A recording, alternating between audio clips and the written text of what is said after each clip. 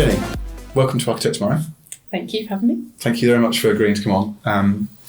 So there's a few things I'd love to talk to you about. Firstly, give everyone a bit of a background. I'd love also to touch on some of the things we did together a while back around tech club standard. It'd be great to talk a little bit about that. And then also sort of some of the discussions we've been having recently about sort of systems thinking and the post you put out on Zoology how have you just described that sort of fascinating sort of different sort of ecosystems thinking and system thinking. So let's kick off with, if you don't mind, sort of giving everyone a sort of brief sort of overview of how you got into the position you're in now. Oh well, that's quite an interesting pathway. So I'm the Chief Architect at Kingfisher now, so I've been in this role for just over a year. Kingfisher, for those that don't know, we own Europe's biggest DIY retailers, so B&Q, Screwfix, Castorama, Brico Depot, across multiple different countries in the UK and France, Poland, etc. Yeah. I have been here for the last 7 years, so just under 7 years. My pathway to the role I'm in now has gone through the traditional SA to EA to Chief Architect. Mm-hmm. Previous to that, I was very much a business analyst, so I am very, very clearly not a technologist. I would like to make that very, very clear. I have not done the engineering background route into SA. I've come from the other side of the spectrum, much more business focused. So my passion is more in the enterprise business architecture. How do you unlock that for the business you work for?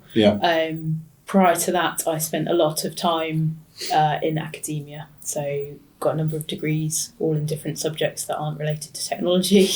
And I've built up my career in that analyst role, taking how you think as a scientist through into the business environment.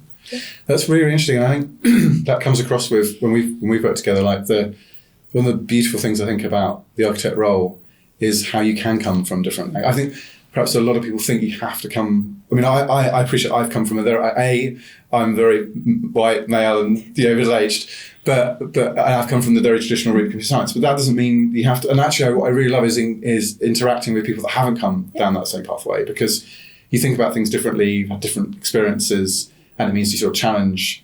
And it create. I think architecture teams that have that balance of different backgrounds are some of the best that I've worked in. Right? I agree, completely agree. Huge value I put onto the diversity of thought, and that is enacted through diversity of background. I don't want a single type of architect in the team. It doesn't help anyone. It doesn't challenge you as an individual. You're all thinking in the same way. So that diversity is really key to me. My view is that you can learn.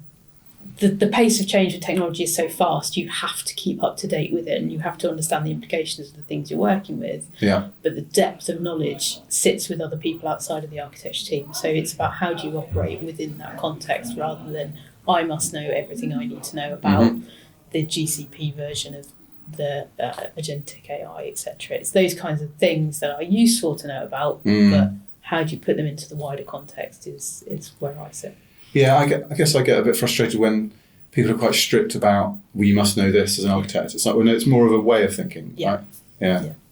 Well, thanks, Jenny, for that. And I think, is there anything you would say to anyone who's perhaps considering an architecture sort of career journey, but is perhaps sort of suffering from imposter syndrome, like kind of don't think they're good enough? Or what would you sort of say, I suppose, to your former self when you were probably like, could I be an architect? Like, is there anything that you would kind of It's a really, really interesting thing to explore. When I thought about becoming a solution architect, I was like, well, I'm not technical enough. I don't understand it. And it did take a number of conversations. And at the time, I spoke with the chief architect who was here, and she pointed me at some key skills and experience that I had that would translate very closely into the same role. I try to do that with anyone that talks to me about the roles within my team. Being an SA, you do have a lean towards the more technical. You need to understand integration protocols. You do need to be able to talk in a language that more technically minded people can understand.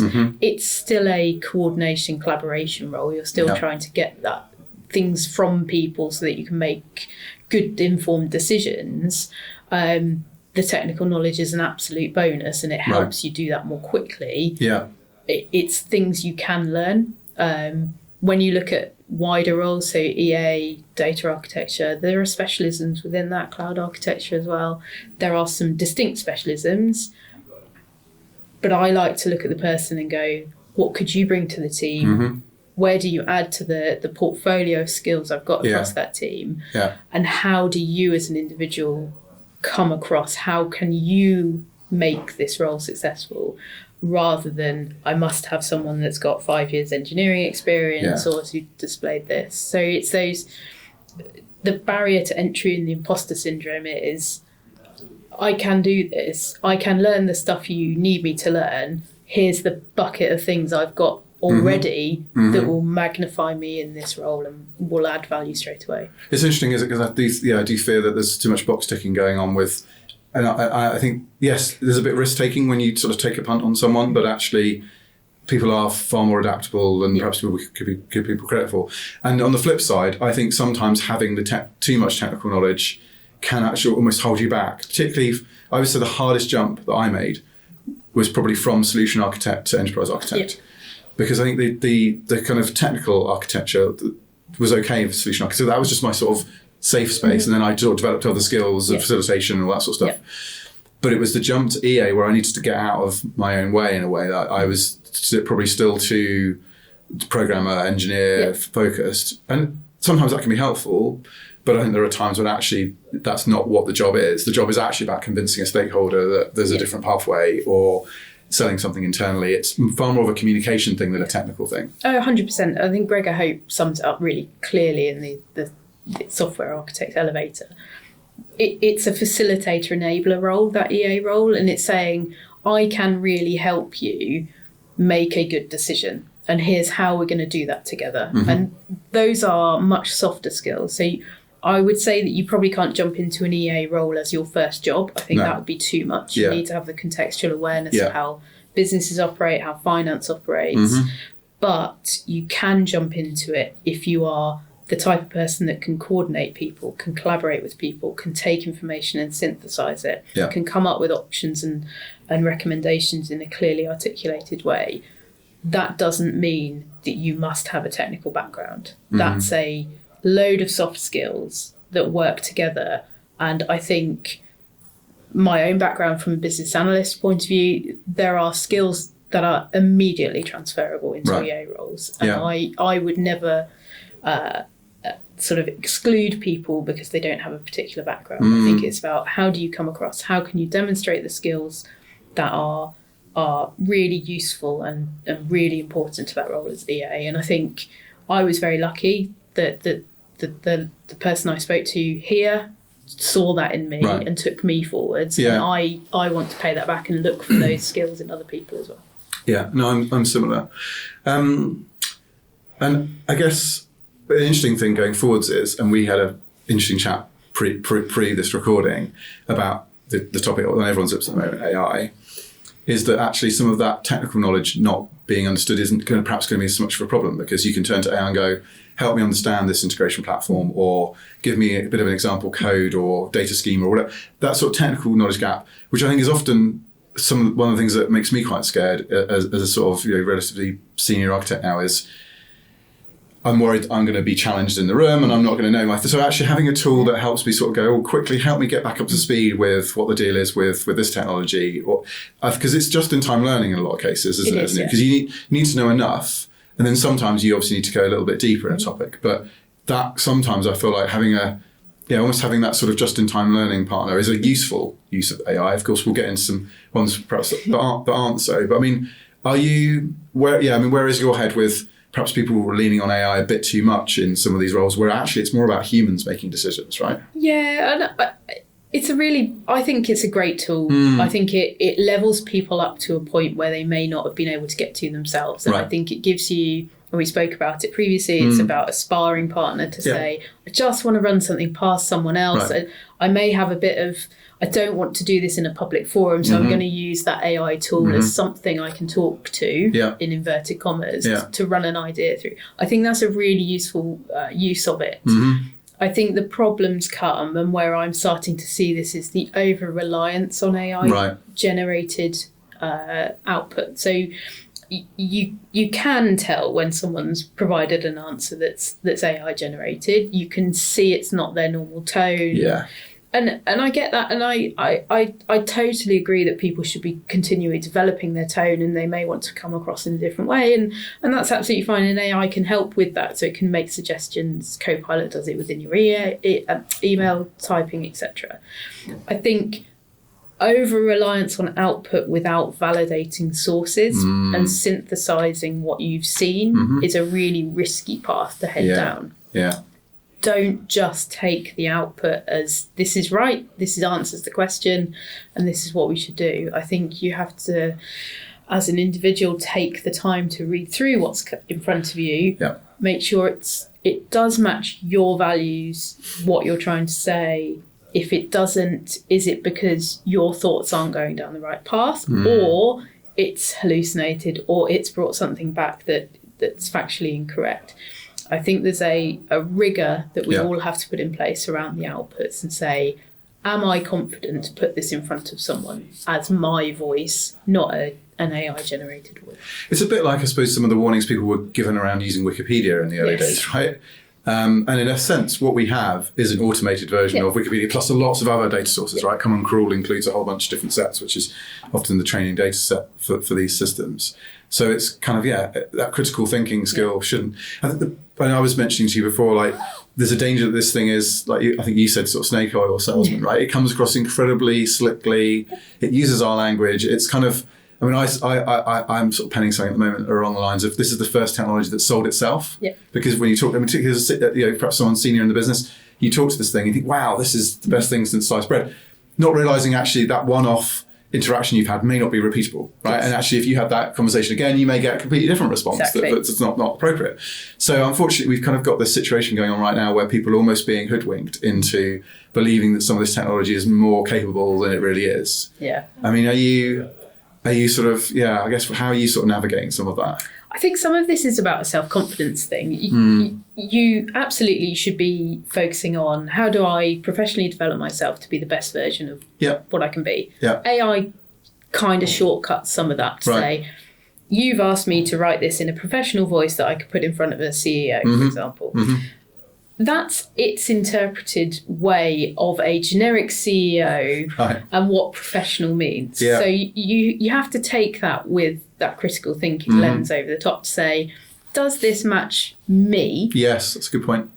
So I've played around with this. I've written something to the CTO. I sit under Chris, and I've written something, and he's come back and said, "You didn't write this. It doesn't sound like you." And I'm like, "No, it didn't," but that's okay, and that's fine to be called out on it because I was trying. And the self-confidence piece comes in to say, I am confident in my voice, in my style, putting that across and saying, this is my opinion and this is my recommendation. Yeah. I may have used AI in the background to, as I said, spar away with my idea, validate it. Yeah.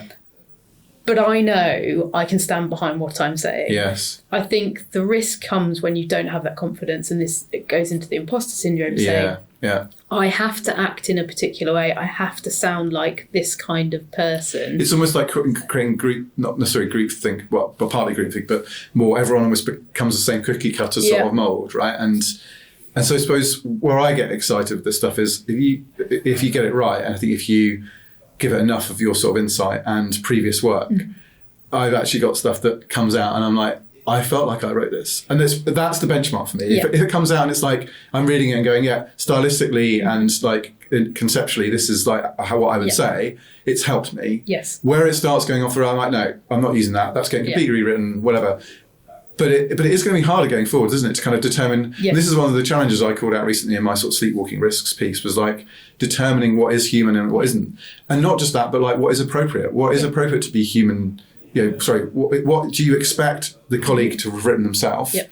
Be entirely their thoughts versus something that they've used a bit of help to sort of polish up. Yeah. It's going to be really hard, I think, to navigate. Perhaps over the next 18 months, that's going to be the thing that culturally perhaps we kind of grapple with. I think you're right. It's how much augmentation of you is right. Yeah. If your 100% is exactly what you need to do your job and to do it well and be authentic, but you're adding another 10% with AI augmentation. Is that okay? Is that the limit to it?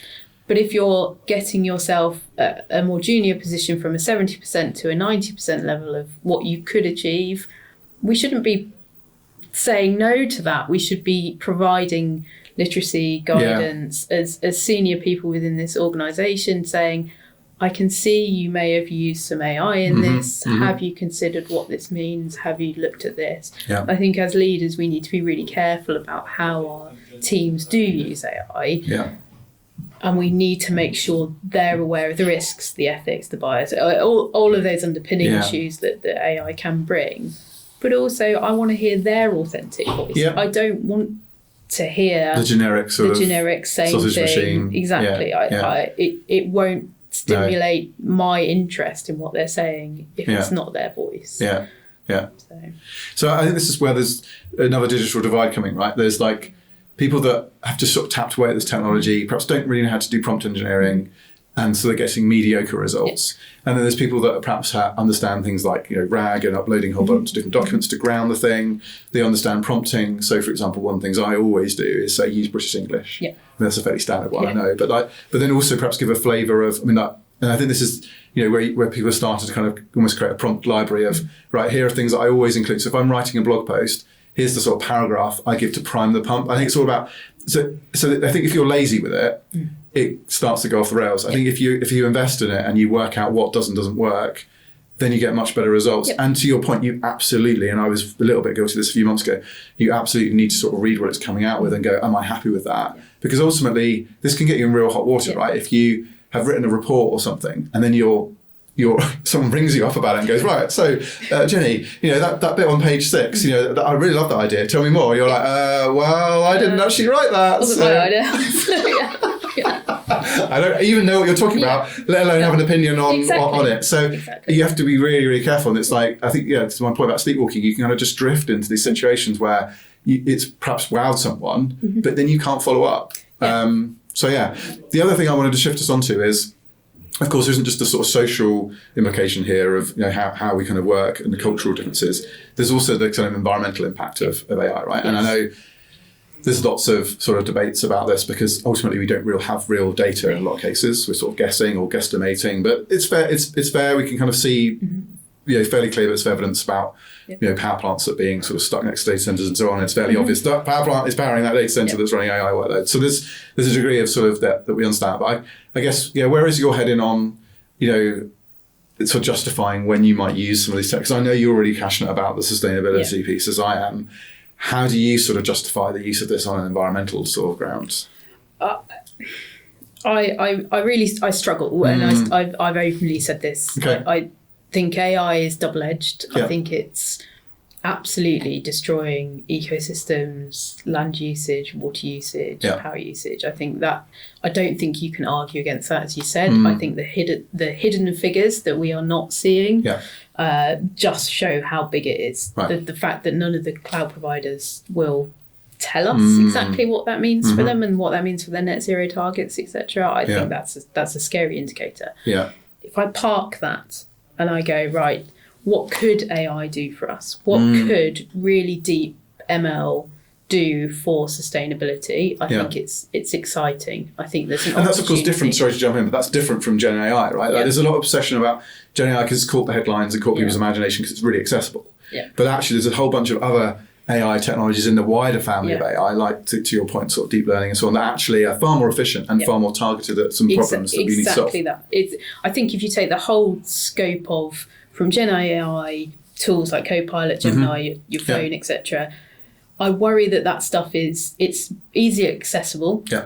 As we've just spoken about, it's adding to people's tool sets. Yeah. I think there's a stat around a Google query is 10 times less efficient energy. You use 10 times less energy. Than a ChatGPT thing. So you're there going, okay, we know it costs more to power this.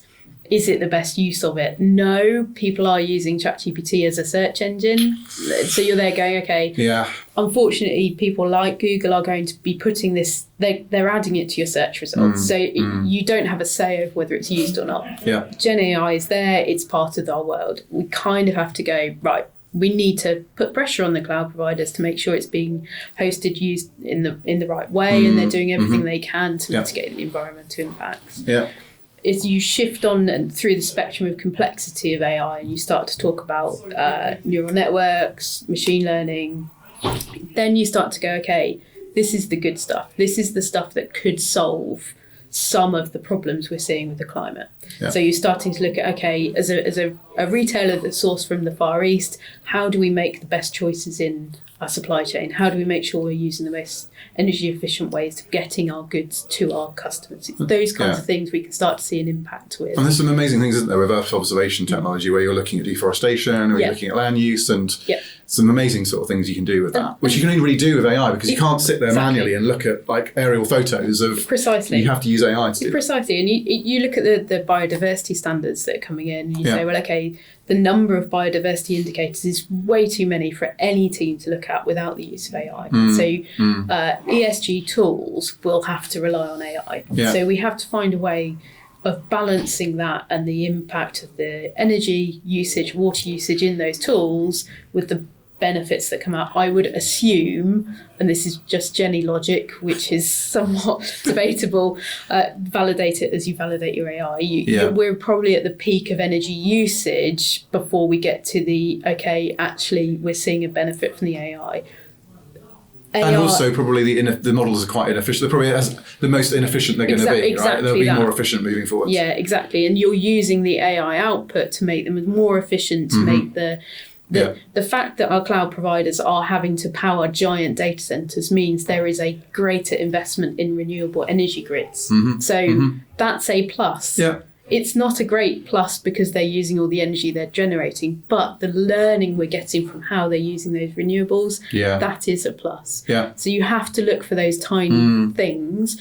But this is what climate and addressing the climate risk is about. It's saying, well, how do we add up all of the things together? There's no one thing that will solve it all. Yeah. How do you find all the little bits that you add together and solve as a whole?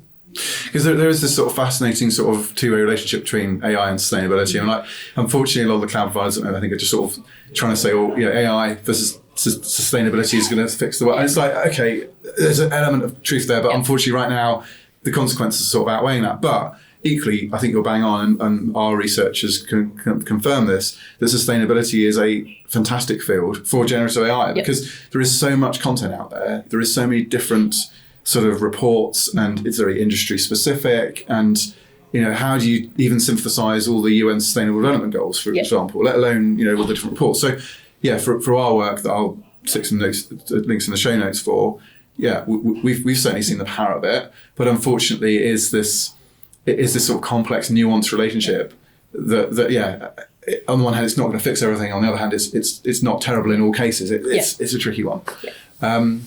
I wanted to move on to the piece that you wrote recently about, was it your first Medium article or one of your early It's my Medium? second one, but it's quite an early one. Yeah. So, we'll definitely put a link to your Medium profile so that you get some more followers, because I really love the piece that you wrote about, and that's partly why I wanted to talk to you about your kind of background. So I guess talk to us a little bit about that sort of zoology, because I guess, before you do, perhaps, where I think I pinged you a comment on this was, I see zoology from, going back to the AI thing for a moment, like a model zoo, like a whole different collection of different models that you can always think about them as a zoo. But that's clearly not what you were talking about. It's more the sort of system thinking.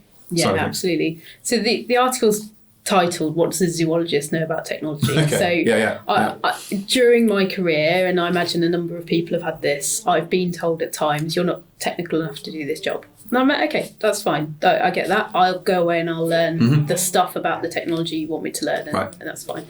And it's got me to a place where I'm able to take the way of thinking and apply it to everything. And that's what this article, and there's a series of articles, is all about, saying it's okay to be slightly different in terms of your background, as we spoke about earlier. Yeah. But zoology is all about how animals interact with the environment around them. So it's saying, well, how has that animal evolved to take advantage of the environment it's currently within? Why does that tiger live in that environment, hunt those prey. What happens if this disappears from its environment? Like the emergent properties. Exactly. Yeah. It's saying it's best place. It's at the apex of this predatory triangle, and it's saying, if you see a reduction in this type of prey, that tiger will hit a crisis. So it's going into the ecological theories around saying what impacts it from a systemic view. So it's not just focusing on tigers are great, tigers win the world, we all should be tigers. It's saying, no, tiger works in this context, and this is the context it has to be successful. Yeah. So zoology looks at evolution. It looks at how individual animals have adapted their biological exploitation of the environment they're in, but it's also how has the body of that animal evolved over time? How have we gone from quadrupeds to bipeds to opposable thumbs? It's looking at everything around that. And my career history in academia went from zoology to evolutionary anthropology to biomedical engineering. So it was specialising into that. How have we adapted as humans to be the best that we can do in sense? I find all this fascinating, right? When I think Sapiens, it was this book I think I recommended to my whole team when I was reading it at the time, but just that whole sort of why we've kind of adapted to sort of behave the way we are, and then in the current world we're living in, let alone the AI piece, just park that, like the kind of digitization and information overload. We haven't evolved. This stuff has happened so quickly, and to adapt and to deal with those sort of it's multiple evolutionary cycles, right? Yes. We're currently experiencing it just feels like transformation after transformation at the moment, right? Or permacrisis and different things we have to deal with, and so it's kind of not surprising that many of us are struggling to keep up, right? Because it's just not how we were evolved to deal with the world. No, and there's two major camps, and this may have changed because I haven't studied evolution for quite a while. There are two major camps in that you'll have a gradual shift and change, so gradual evolution as you adapt to the environment around you, but you also might have this punctuated equilibrium approach where something happens. So for humans, it was the Rift Valley appeared. So the changing environment they operated within meant those adapted to that new environment were more successful. How evolution works is it's all about, have you adapted to the circumstances so that you can pass on your genes? Yes. So if we look at the environment we operate within technology, AI, massive cataclysmic change in the environment we're acting in, the people that adapt and change to that will be the most successful. So it's which businesses and what can you do within your business that you operate in to make the most out of what's happening in front of you. We've gone through, I think, e-commerce, for example. That's one of the best examples. You can look at changes. So you went from shopping in store, shopping online on a computer, shopping on your phone. Now it's what's next. It's that omni-channel physical and digital stores, everything being there, them knowing about you, and that personalised experiences. Exactly, that hyper-personalisation adds to your loyalty, to your to immediately in aisle payments. It's these kinds of shifts that you start to see. That's where, as a retailer, we need to look at, well, how do we adapt and thrive in that future state so that we are here in the future. And that beautifully brings us on to the cone of possibilities, or uncertainty, which is something I touched on with Ron. For those that have not checked out the Ron episode, we talked about ecosystems as well. And I guess as architects, we've often been a little bit too focused on creating quite a deterministic roadmap to end up at the end state, which, let's face it, we never really ended up at that end state.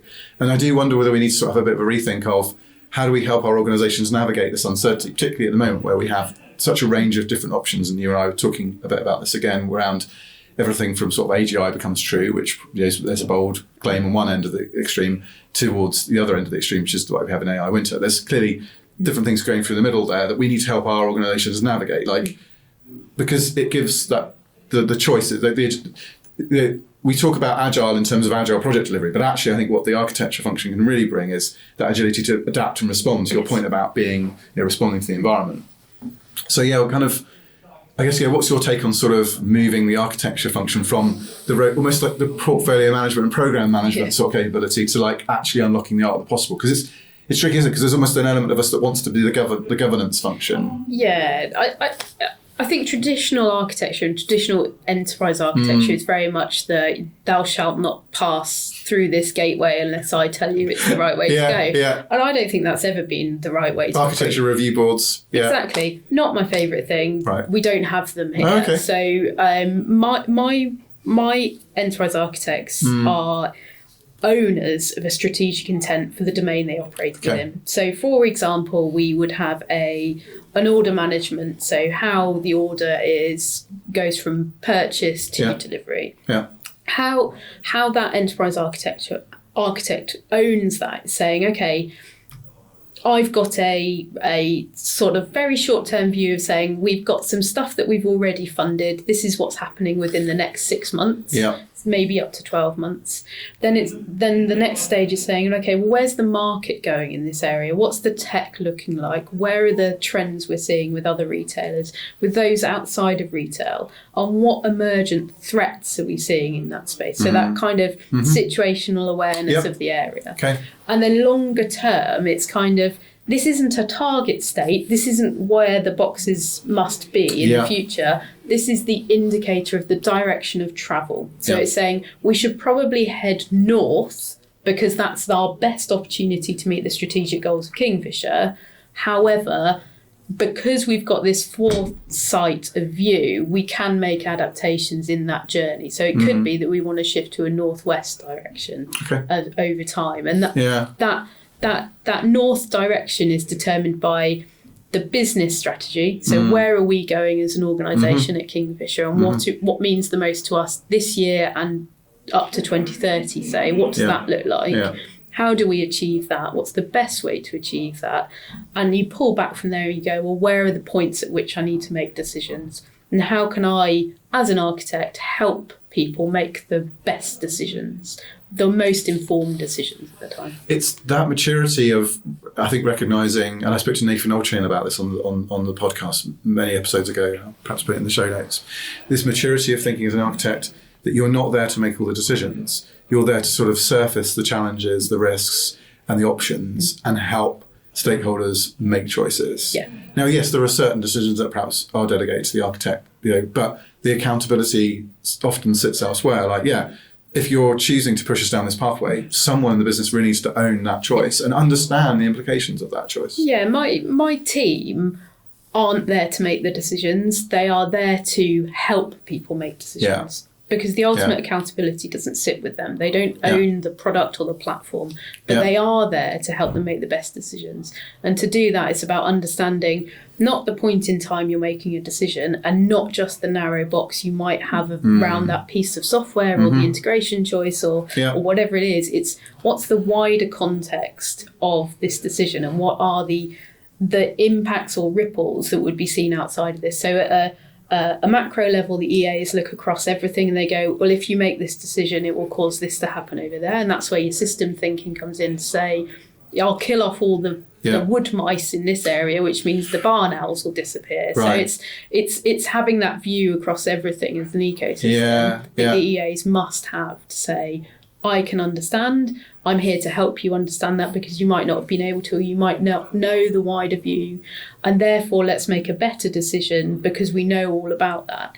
I think architects sometimes might get hung up on the fact that they want to make the decision themselves, and that's not our job. Yeah, it's a really interesting one, isn't it? And it kind of feels like a maturing of the architecture function, right? Like previously it was like, we're the guardians of the architecture, and to your point, like, you shall not pass unless you meet all of my architecture metrics or what have you. Whereas actually what it's more about is we're systems thinkers. We look at the world differently. Let us help you understand how we're seeing the world, such that when you come along with your perhaps somewhat tactical, can we launch this product, this platform tomorrow? You kind of, the architecture function helps paint the picture of the broader world and like, but hang on, this is the impact on the ecosystem. And but also the harsh reality sometimes that, and Ron was great at this, Ron said, you can't design the ecosystem. You can design how you show up in it. And actually there is a degree of sometimes getting, recognizing that perhaps you might be being a bit arrogant. Like customers could buy this approach, but ultimately it's not a given. It's like, and suppliers and the whole round. So I think the good architects to me are the ones that sort of help stakeholders understand that bigger picture play that perhaps at times the tactical sort of voice in people's heads isn't helping them see. No, absolutely. And I think there's a wonderful book called Evolutionary Architectures, and it talks about fitness function. So everything in evolution is all about fitness function. So it's about how fit am I as an organism to pass on my genes to the next generation to maintain it. Yeah. So this talks about what is the fitness of my ecosystem that my architecture represents. Yeah. So is it that I've got my complexity level's too high, but everything's tightly coupled and I can't make changes quickly? Right. So one of your fitness functions might be cycle time, to say it doesn't take that long for me to make changes. That's a good fitness function. So as an architecture team, you'd look at and say, well, okay, here are the top 3 indicators that my architecture is healthy and is ready for evolutionary change, so it can adapt and change as it needs. That is not looking at ARB type level saying I've got 1,000 integration points of which I'm not happy with 900 of them. I need to point at this. It's saying no, holistically the system is unhealthy. How do we make it more healthy? Yeah. And we can make it more healthy by making good decisions about the designs we're putting forwards, the choices of technology, the choices of integration. But it's that pragmatic thing of saying, I realise I need to balance this with the ecosystem I work within. Say, I've not got as much funding as I would like. Yeah. I've got a time deadline on this that might mean that I need to make a slightly less than ideal choice, but that's okay because I know the consequences of it.